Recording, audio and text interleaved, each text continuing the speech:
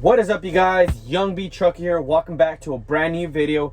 So guys, as you guys know from that title down below what this video is going to be about, guys, so I'm currently out at a job site right now, and I know my second to last, or I think it was my second or third to last video that I just posted. I posted a short clip of my skid steer in action and basically of what I do in the trash industry.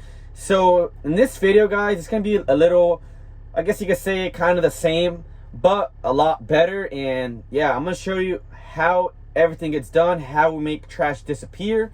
I am, again, currently at a job site. We just